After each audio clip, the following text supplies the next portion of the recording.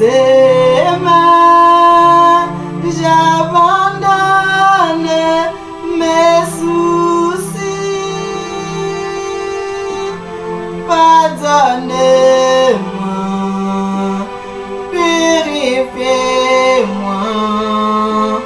Seigneur, viens me rencontrer.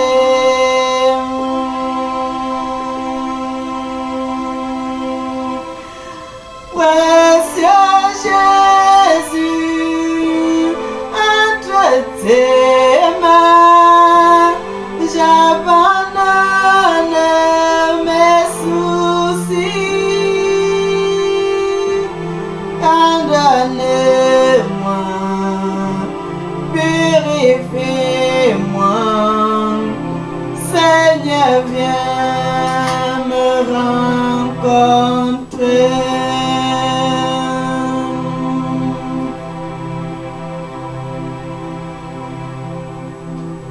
Précieux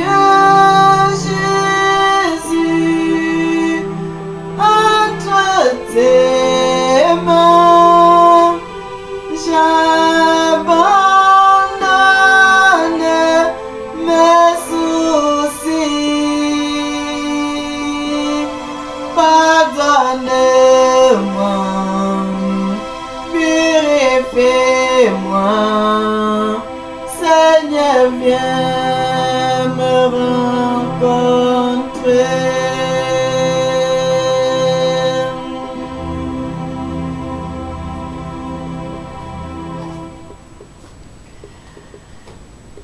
Bien-aimés, je vous salue tous dans le précieux nom de notre Seigneur et Sauveur Jésus-Christ. On va fermer les yeux, on va prier d'abord. Éternel, Dieu de paix, Dieu d'amour, Dieu de compassion, Papa, tu es merveilleux. Tu es digne d'être loué. C'est toi qui donnes le souffle de vie, Seigneur Jésus-Christ. Tu as fait ce que nous puissions nous réveiller encore ce matin, Seigneur Jésus-Christ. Et nous te disons merci, Seigneur Jésus-Christ. Merci, Seigneur Jésus-Christ, pour ton souffle de vie. Merci pour ta paix, Seigneur. Merci pour la joie. Merci parce que tu es notre Dieu, Seigneur Jésus-Christ. Merci pour tout ce que tu fais dans nos vies. Au nom puissant de Jésus-Christ. Amen.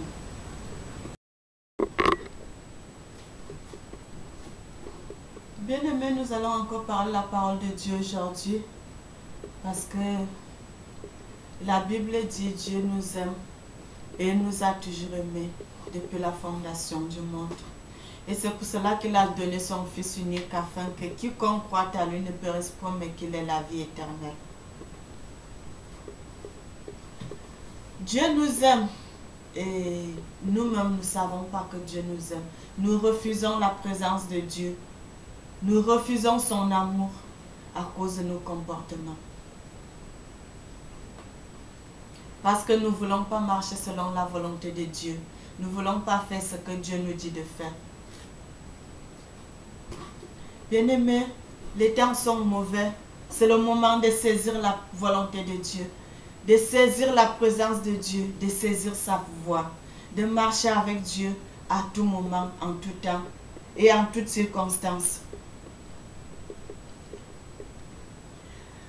Nous sommes dans la Bible dit nous sommes la lumière du monde. Et c'est le moment de saisir cette lumière. Parce que la Bible dit l'enlèvement du Seigneur, c'est très bientôt. C'est pour bientôt, bien-aimé. C'est pour bientôt, donc c'est le moment de saisir la volonté de Dieu, de marcher selon la volonté de Dieu, de laisser certaines choses que nous faisons qui n'honorent pas Dieu, de laisser le mensonge, de laisser le vol, la jalousie, tout ce qui est mauvais, de nous accrocher à la volonté de Dieu, à la parole de Dieu, afin que nous ayons la vie, afin que nous soyons sauvés au dernier jour. Bien aimé, ça ne sert à rien de suivre la volonté de Dieu, de faire ce que Dieu veut, et si au dernier jour tu restes. Parce que tu ne veux pas laisser le mensonge, parce que tu ne veux pas laisser le vol, parce que tu ne veux pas laisser ce qui est mauvais. De rester en ces derniers jours, que les temps seront tellement difficiles, il y aura de mauvaises choses. L'enlèvement du Seigneur, c'est pour bientôt. Le Seigneur a dit ça dans sa parole. Que je m'en vais au Père et j'irai vous préparer des places. S'il n'y en avait pas de place, je ne vous l'aurais pas dit. Quand je reviendrai, je vous prendrai avec moi. Là où pour que là où je sois, vous aussi vous y soyez. Et c'est pour cela que nous devons chercher la volonté de Dieu, de faire ce que Dieu nous dit de faire. Si Dieu dit ne vole pas, mon frère, ma soeur, même si tu es dans le besoin, cherche la volonté de Dieu. Fais un effort de ne pas voler, de ne pas faire le mensonge. Et surtout, bien-aimé, l'hypocrisie. Fuyons les hypocrites parce que nous ne savons pas qui peut te tuer, qui est ton ami. Les hypocrites, on ne connaît pas leur façon. Ils jouent le double jeu. Il est bien avec toi et quand tu tournes le dos, il parle ailleurs. Donc, faisons tellement attention des hypocrites. Faisons attention. Faisons très attention. Et surtout, bien-aimés, soyons concentrés dans la prière. C'est pas seulement quand on est à la maison qu'on va prier. Il faut prier en tout lieu, en tout moment, en tout temps. Vous n'êtes pas obligé de commencer à crier quand vous êtes au milieu des gens. Tu peux prier dans ton cœur. Mais les lèvres, ça bouge un peu. Tu ne fais pas de bruit, mais tu es en train de prier. Si tu sors, tu pries. Tu es à la maison, tu pries. Partout tu peux être, tu pries. C'est là où le Seigneur va te montrer le vrai visage de tes gens. Le vrai visage des gens qui sont avec toi. Parfois même nous avons certains défauts que nous ne savons pas. Mais à force de prier, c'est là où le Seigneur va te montrer que non, tu as tel défaut qui n'est pas bon. Tu as tel défaut qui n'est pas bon. Si tu changes cela, tu vas bien marcher avec moi. Donc c'est comme ça, c'est pour cela que nous aimons toujours être dans la prière. Parce que avec ces choses, ça fait à ce que nous soyons en communion avec Dieu, en contact avec Dieu. Parce que notre Dieu est saint. Et la Bible dit, tous ces gens qui doivent l'approcher doivent être saints comme lui. Bien-aimé, notre Dieu, il n'a pas besoin de qui que ce soit pour faire des miracles. Mais Dieu nous aime parce qu'il dit, il nous a créés à son image. Et il nous a créés non seulement à son image, c'est pour l'adorer. C'est pour cela que Dieu va à ce que nous soyons avec lui pour que nous puissions l'adorer. Il nous a créés à son image pour que nous puissions l'adorer, le louer. Parce que quand on prie le Seigneur Jésus-Christ, quand nous prions notre Dieu, il est content, il est fier de nous, nous qui sommes ses enfants. Et nous aussi ne devons pas fermer la bouche, nous devons parler de la volonté de Dieu aux gens qui ne connaissent pas Dieu. Bien-aimés, il y a des frères, il y a des gens qui sont tout autour de nous, qui n'ont même pas encore entendu parler de Jésus, qui n'ont pas encore entendu parler de certaines choses, qui ont besoin, qui ont la soif d'entendre la volonté de Dieu, d'entendre la parole de Dieu. Ne fermons pas la bouche. Si tu as ton voisin, tu peux lui parler. Non, tu sais, il y a telle chose, je voudrais te parler de Jésus. C'est à lui de te dire non, je ne veux pas écouter la voix de ton Dieu, oui. Mais toi, fais un effort de lui parler de ton Dieu. Parce que tu ne sais pas, peut-être lui, il est dans le besoin en lui parlant de ton Dieu. C'est là où lui aussi va savoir que non, il y a un Dieu qui est venu mourir sur la croix. Il est pour nos iniquités. C'est comme ça, bien-aimé. Donc, continuons à parler de notre Dieu parce que notre Dieu est juste, parce que notre Dieu est saint, parce que Dieu dit dans sa parole, si mon peuple est avec moi, moi aussi je serai avec lui. La Bible dit les temps sont mauvais. Cherchons le Seigneur pendant qu'il est temps. Bien-aimé, c'est lui qui nous guérit dans plusieurs maladies. La Bible dit dans Jean, c'est Dieu qui peut faire ça, bien-aimé. Une femme qui a fait des années et des années, il a vu des médecins, il a dépensé tout son argent. Il a seulement touché le bout de la tunique de Jésus. Cette femme a été guérie de la perte de sang. Il a guéri les aveugles, il a guéri les boiteux, il a guéri les paralytiques, il a guéri les lépreux. Bien-aimé, tout le monde connaît l'histoire de Bartimée dans la Bible. Lorsque Bartimée a entendu parler de Jésus, que Jésus devait passer. Quand Jésus passait, Bartimée a commencé à crier. L'autant que les gens disaient que non, tais-toi, il a continué à crier très fort. Et tout le monde connaît cette histoire. Bartimée a été guéri. À cause de quoi? Parce qu'il a eu la foi. Il a su que si seulement cet homme de Jésus-Christ entendait ma voix, je sais qu'il va guérir et il va venir et puis il va me guérir. Et c'est comme ça que Bartimée a été guéri. C'est comme ça nous aussi, bien-aimés, que la Bible dit, Dieu, ses oreilles ne sont pas sourdes pour entendre, ni tout ce que nous pouvons dire. Si tu parles, même si c'est dans ton cœur, tu dis Seigneur, j'ai tel problème. Seigneur Jésus-Christ, j'ai pas d'argent. Comment je peux faire? Seigneur Jésus-Christ, je ne trouve pas du travail. Seigneur, je ne trouve pas le mariage. Seigneur, je ne trouve pas... J'arrive pas à voyager. J'ai tel problème que je n'arrive pas à résoudre. Mets tes genoux à terre, bien-aimé. Le Seigneur là, qui est dans les lieux secrets, lui-même dit dans sa parole, si tu veux prier ton Père qui est dans les lieux célestes, ferme ta porte derrière toi et mets-toi à genoux dans ta chambre. Prie ton Dieu qui est dans les lieux secrets. C'est entre ton Dieu et toi, c'est la communication. Lorsque tu parleras à ton Dieu, bien-aimé, sois sûr que ce Dieu-là va écouter. Et si tu as la foi, tu verras cela s'accomplir si tu ne doutes pas dans ton cœur. La Bible dit la foi est une ferme assurance des choses qu'on espère, une démonstration de celles qu'on ne voit pas. Quand tu pries, tu demandes, tu n'es pas sûr d'avoir ça, mais comme tu as la foi que cet homme-là va me donner cela et cela va se réaliser. C'est comme ça qu'on réussit à avoir certaines choses qu'on a demandé à Dieu, mais parce que moi je sais que mon Dieu est capable. Il est capable de faire cela. Et paf, ça arrive. Vous trouvez la solution à votre problème. C'est comme ça, bien-aimé. Donc, ce Dieu-là, il est le même qui a travaillé avec les apôtres. Il est le même qui a travaillé avec les gens.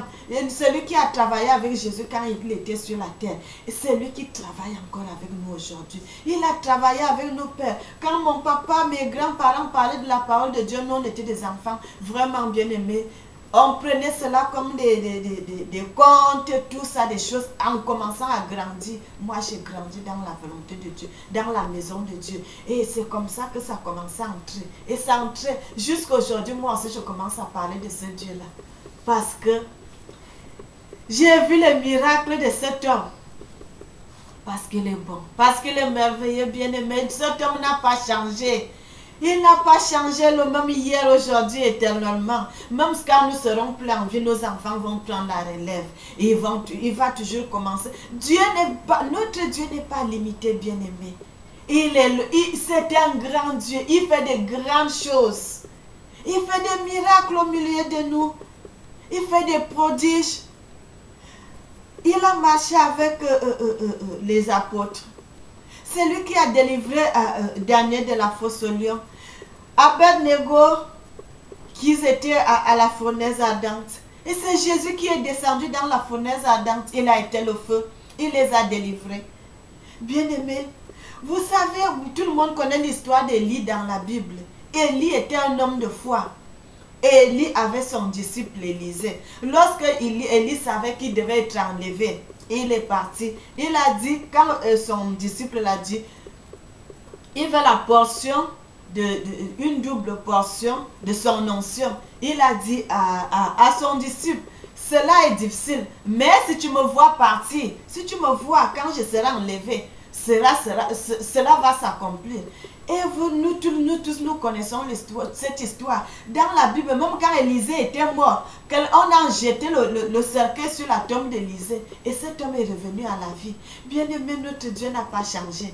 Il continue à faire. Il a toujours fait. Il fait et il continue à faire des miracles et des miracles. Tout le monde connaît Jésus quand il était sur la terre. On ne l'a pas vu, mais il nous a laissé les Écritures. Les Écritures là, c'est pour que nous qui allons venir des milliers et des milliers d'années après, nous allons lire cela. La Bible dit Jésus a fait des miracles sur la terre à tel point que tout ce que Jésus a fait, on n'a pas pu mettre tout cela dans la Bible. Parce que c'était tellement nombreux, des milliers et des milliers de miracles. Il n'y a eu aucune maladie, il n'y a aucun homme qui était malade, il n'y a aucun problème qui a dépassé Jésus quand il était sur terre.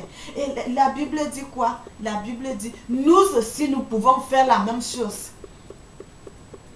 Mais le problème aujourd'hui, c'est que nous sommes limités parce que nous sommes plongés dans les soucis, dans les problèmes, dans les aventures, dans les choses même qui n'honorent pas Dieu, frères et sœurs.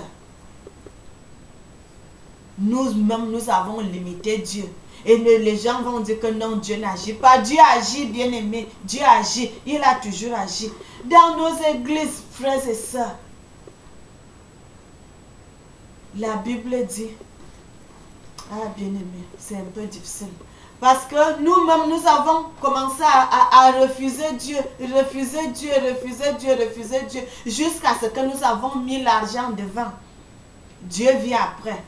Et comment Dieu va agir dans nos vies si nous mettons autre chose en premier lieu? Dieu dit, la Bible dit Dieu est un Dieu jaloux. Il ne veut rien d'autre. Mettons Dieu en première position, en première ligne dans notre vie. Même si tu es marié, tu as des enfants, mais mets Dieu en première position.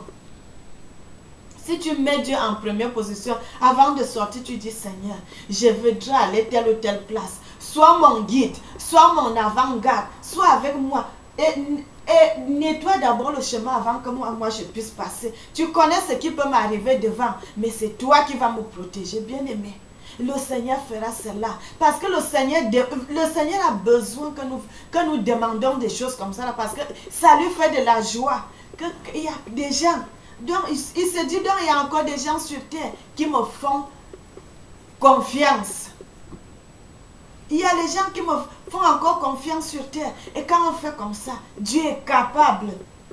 Dieu est capable. On a vu les gens, des gens qui sont morts dans des accidents. Il y a d'autres qui ont fait des accidents, mais qui ne sont pas morts. Parce que quoi? Peut-être avant de sortir, il avait prié son Dieu que Seigneur, protège-moi sur le chemin où je pars là. Mais quand l'accident est venu, les autres sont morts, mais Dieu l'a épargné. Parce que quoi? Parce qu'il a fait son guide. Parce que tu as fait ton Dieu, ton bras droit. La Bible dit si la tête est guérie, tout le corps est guéri. Mais si la tête est pourrie, tout le reste du corps est pourri, bien-aimé.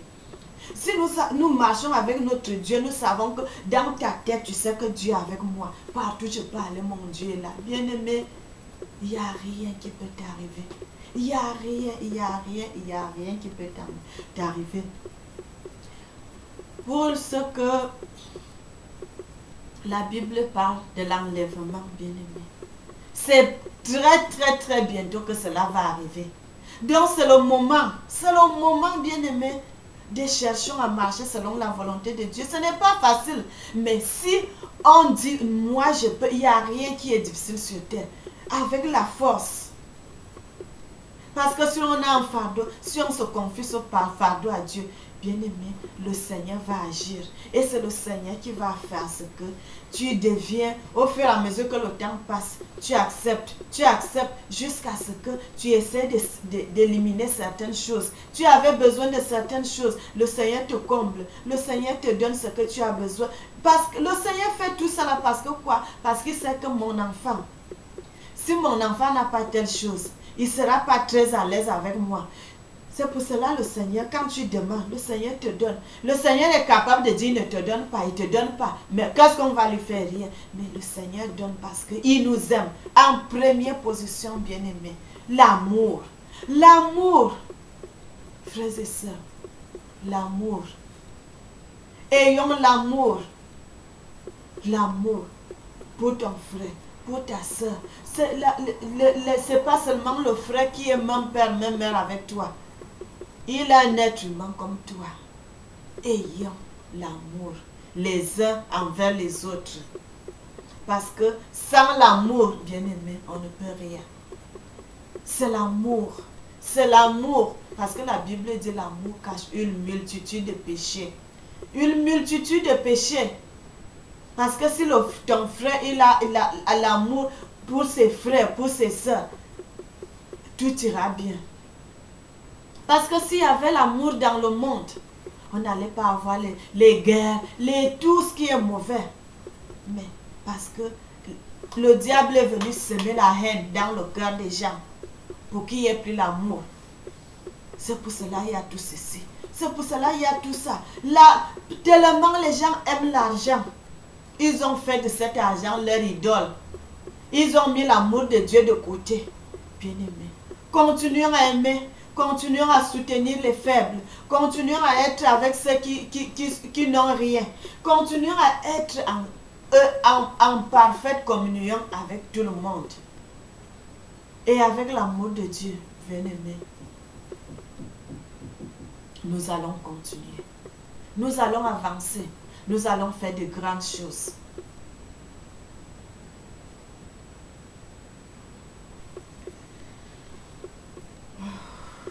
Bien-aimé, c'est ici qu'on va arrêter notre prédication.